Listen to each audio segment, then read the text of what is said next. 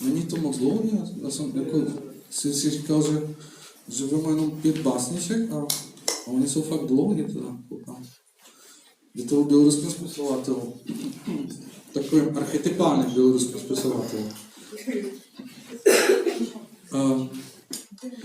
Белорусский письменник не любил Беларуси, а лишь любил популярность. Тому с допомогой элит-менеджеров, элит-агентов был вымушен регулярно объезжать с гастролями областные и районные центры.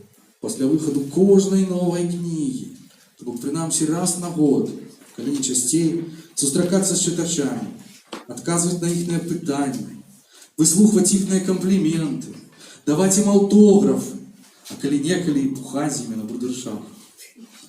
Няма діла, что после такой колькости поездок, сустрэчаў, руками, тостов, обдымков и поцелунков белорусский письменник не узлюбил Беларусь. А лишь не разлюбил популярность. Тому протягивал ездить по нелюбаемому 10-миллионной краине, з областного центра в район, з районного в областный, з областного центра знову областный, з районного знову районный, як цирковий атракціон, що раз новой афішей, то шильдой, то книгой, выведенной из столицы.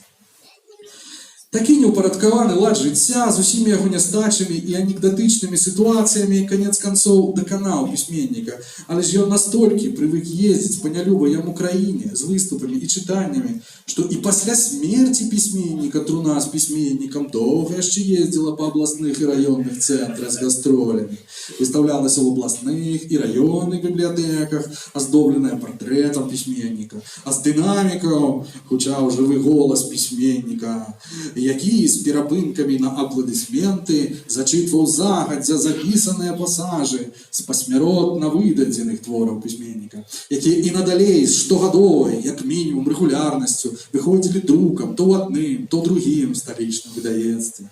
А пасля завяршэння выступу пісьменніка струны пісьменніка высоўвалася на шарнірах цудам ацалелае ад тлення рука пісьменніка і механічным почеркам ставіла на чарговай кнізе пісьменніка автограф письменника, а вынявши из механичной руки письменника осадку письменника и уставивши туда полную чарку, можно было в апошний раз чаркануться с письменником и выпить, что правда уже не на брудершафт, а за супокой души и неумиручий талент письменника, який не любил Беларусь.